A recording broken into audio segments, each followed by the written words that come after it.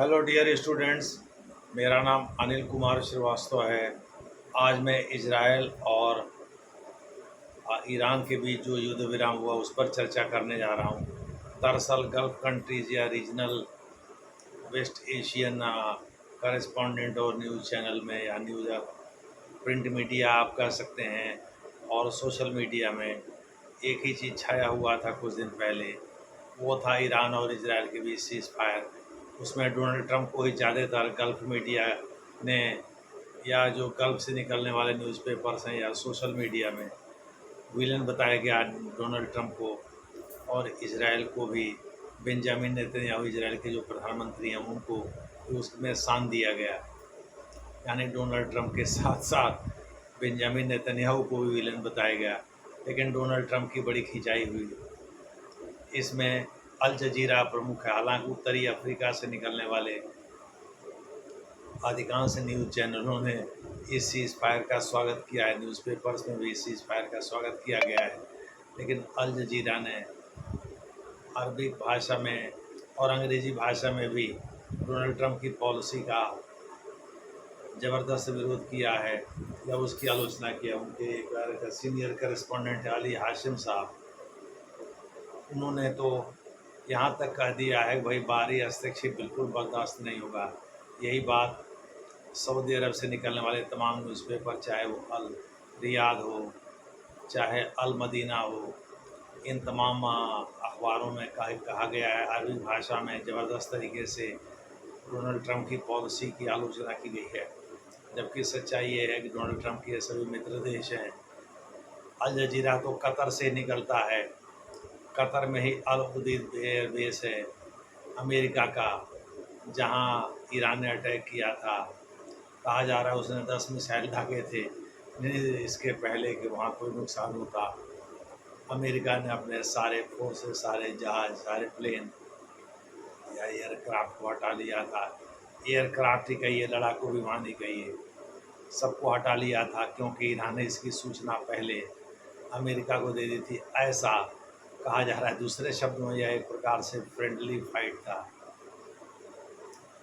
Iran को ही पता है भाई अमेरिका और इजराइल दोनों मिलकर के अली खामनेई को ख़त्म करना चाहते हैं। ईरान से डोनाल्ड ट्रंप साहब बहुत चिढ़े रहते हैं और दो देशों से ईरान अकेले मुकाबला नहीं कर सकता, क्योंकि पाकिस्तान सहित अन्य मुस्लिम देश जो है केवल जुबानी हमला कर रहे हैं अमेरिका के हमले पर या इजराइल के हमले पर। वो ईरान के साथ खड़े नहीं हो रहे हैं। भले OIC की मीटिंग में रेसेप तैयब एर्दोगन ने टर्की में अंकारा में जो अभी OIC की शिखर बैठक बुलाई गई थी, उसमें भी रेसेप तैयब एर्दोगन ने खूब विश्वमन किया, लेकिन जुबानी ही किया। दूसरे शब्दों में रेसेप तैयब एर्दोगन को पता है भाई वो नाटो का सदस्य देश है, एशिया का एकमात्र ऐसा देश है जो नाटो का सदस्य देश है, तो वह इसकी आलोचना विवश करेगा। लेकिन अमेरिका की पॉलिसी की आलोचना करने के बावजूद भी अमेरिका के खिलाफ खड़ा नहीं होगा। इस प्रकार से उत्तरी अफ्रीका के तो तमाम मीडिया चैनलों में और मीडिया अखबारों में या आप कह सकते हैं न्यूज़पेपर्स में सीज़ फायर का स्वागत किया गया है, लेकिन गल्फ कंट्रीज या रीजनल जो वेस्ट एशिया के निकलने वाले न्यूज़पेपर हैं या चैनल हैं या सोशल मीडिया है, इन सब पर जो है ज़बरदस्त तरीके से डोनाल्ड ट्रंप और बेंजामिन नेतन्याहू दोनों की आलोचना की गई है। जैसे अली हाशिम साहब अल जजीरा के एक सीनियर करेस्पॉन्डेंट हैं, उन्होंने भी बाहरी हस्तक्षेप को गैर ज़रूरी बताया है। बाहरी हस्तक्षेप का सीधा मतलब होता है अमेरिका से। उन्होंने अमेरिकन मीडिएशन के फलस्वरूप जो सीज़ फायर हुआ उसका तो स्वागत किया है, लेकिन अमेरिकन मीडिएशन को जायज़ नहीं बताया है, उचित नहीं बताया है। उन्होंने लिखा है कि इजरायली प्रधानमंत्री अमेरिकी दबाव में आ गए और अमेरिकी दबाव में आकर उन्होंने सीज़ फायर के। दूसरे शब्दों में उन्होंने अमेरिकी राष्ट्रपति के साथ साथ इजराइल के प्रधानमंत्री को भी लपेट दिया है। डिप्लोमेटिक प्रेशर लिखा है, डिप्लोमेटिक प्रेशर के तहत आ गए इजरायली प्रधानमंत्री बेंजामिन नेतन्याहू। इसी प्रकार अमेरिका ने जो अटैक किया था 3 जगहों पर, जैसे नतांज में किया, जैसे फोर्डो में किया, जैसे इस्फहान में किया, और इस आधार पर किया कि भाई यहाँ न्यूक्लियर एनरिचमेंट प्रोग्राम चल रहा था। तो राफेल ग्रॉसी हैं जो कि IAEA के चीफ हैं, उनका कहना है कि ईरान के यूरेनियम एनरिचमेंट का कार्यक्रम हाल्ट ज़रूर हुआ है लेकिन ख़त्म नहीं हुआ, यानी 10 महीने का डिले हो गया है। 10 महीने बाद फिर ईरान ऐसा कर सकेगा, तुरंत भले ही ना करे। दूसरे शब्दों में ईरान के न्यूक्लियर एनरिचमेंट प्रोग्राम की उन्होंने तारीफ़ किया है और कहा है कि ईरान ने इसके पहले ही अपने न्यूक्लियर एनरिचमेंट कार्यक्रम को वहाँ से शिफ्ट कर दिया था और कहीं ऐसे जगह भेज दिया था जिसकी जानकारी मोसाद, जो कि खुफिया एजेंसी है इजराइल की, उसको भी नहीं है। दूसरे शब्दों में उन्होंने अमेरिकी हमले को गैर ज़रूरी बताया था, ठीक वैसे जैसे अमेरिका के तमाम प्रिंट मीडिया जैसे न्यूयॉर्क टाइम्स है, जैसे वाशिंगटन पोस्ट है, उन्होंने भी गैर ज़रूरी बताया है। उन्होंने तो यहाँ तक कहा है कि भाई अमेरिका, चाहे अमेरिकी राष्ट्रपति जितनी तारीफ़ कर लें अमेरिकी हमले की, लेकिन सच्चाई यही है कि ईरानी न्यूक्लियर एनरिचमेंट प्रोग्राम को कोई झटका नहीं लगा है। थोड़ा सा हाल्ट हो गया, थोड़े दिन के लिए रुक जाएगा वो, लेकिन वो एनरिचमेंट के बहुत करीब है और उसको उन्होंने इसके पहले ही इन जगहों से शिफ्ट कर दिया था। तो केवल 5-6 हमला अगर थोड़ा बहुत रहा भी तो 5-6 हमले से ये ख़त्म होने वाले नहीं है। लगातार 3-4 दिन तक हमला होता तब जा कर के ये कार्यक्रम ख़त्म हो पाता। दूसरे शब्दों में जिस बंकर बस्टर GBU-57 मिसाइल का प्रयोग किया अमेरिका ने, कहा जा रहा है तो वो बंकर बस्टर मिसाइल हैं, B-2 बॉम्बर से गिराए गए थे। B-2 बॉम्बर्स की खासियत ये होती है कि ये 11,000 किलोमीटर तक की यात्रा ये कर सकते हैं, जो कि पूरे ग्लोब में कहीं भी जा सकते हैं। तेल भरने के बाद भी और भी अधिक उड़ान भर सकते हैं और कहने का तात्पर्य 50,000 फीट की ऊंचाई से भी ये प्रहार कर सकते हैं। इनसे अमेरिका बॉम्ब गिराता है या बंकर बस्टर मिसाइल गिराता है, इन दोनों को गिराकर इसने काफ़ी नुकसान पहुंचाया ईरान का। डोनाल्ड ट्रंप साहब इसकी तारीफ में कसीदे पढ़ रहे हैं, लेकिन अमेरिकी मीडिया ही उनके इस कसीदे की हवा निकाल रही है। दूसरे शब्दों में, चाहे अमेरिकी मीडिया हो या गल्फ कंट्रीज़ की मीडिया हो, रीजनल स्तर पर जो है भी बहुत ज़्यादा डोनाल्ड ट्रंप को का विरोध हो रहा है और उनको मुसलमानों का विरोधी बताया जा रहा है। चाहे वो जितनी भी अपनी तारीफ क्यों न कर लें, वो वास्तव में इस समय विलन बन गए हैं गल्फ मीडिया की नज़र में। अब UAE से निकलने वाली जो मीडिया है, चाहे अरबिक डेली है, चाहे इंग्लिश डेली है, चाहे उर्दू डेली है,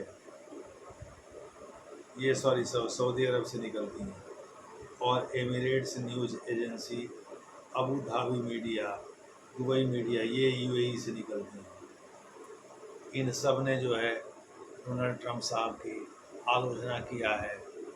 इन सब में यही कहा गया है कि भाई सीज़ फायर ज़बरदस्ती कराया गया है और इसमें ईरान की कोई दिलचस्पी नहीं थी। ईरान तो नुकसान पहुँचा रहा था इजराइल को और इजराइल को ख़त्म करने के लिए आमदा ही था, लेकिन ज़बरदस्ती डोनाल्ड ट्रंप साहब ने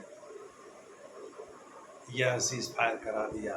तो डोनाल्ड ट्रंप को ही चारों तरफ से, चाहे वो अल जजीरा हो, चाहे अब वहाँ से सऊदी अरब से निकलने वाले अरबिक डेली हो या इंग्लिश डेली हो या उर्दू डेली हो या UAE से निकलने वाले एमिरेट्स न्यूज़ एजेंसी हो, अबू धाबी न्यूज़ हो या दुबई मीडिया हो, सब ने डोनाल्ड ट्रंप साहब को ही इसके लिए दोषी माना और किसी बार या हस्तक्षेप से परहेज करने को कहा है। दूसरे शब्दों में, एक प्रकार से अमेरिका का हस्तक्षेप जो रीजनल स्तर पर है वो बाहरी हस्तक्षेप ही माना जाएगा, जो वहाँ खर्च के रूप में ही सही।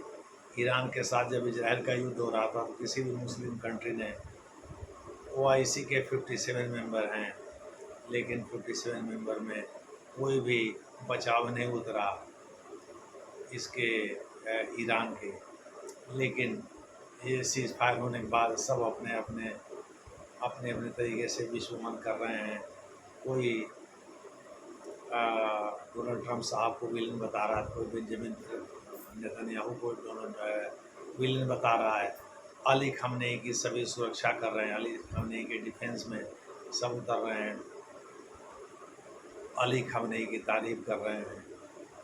तो इस प्रकार से हम कह सकते हैं तमाम तरह के कमेंटेटर्स हैं, जैसे आपने अली हाशिम का नाम लिया, इसी प्रकार से और भी तमाम तरह के लोकल कमेंटेटर्स हैं, रीजनल कमेंटेटर्स हैं, जो कि डोनाल्ड ट्रंप साहब को इसके लिए जिम्मेदार बताते हैं और कहते हैं भाई असली विलेन तो वही हैं।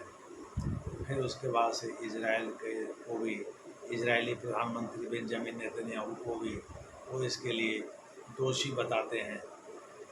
दूसरे शब्दों में दोनों जगहों पर दोनों नेताओं के खिलाफ भी विस्फोट हो रहा है, अमेरिका में भी।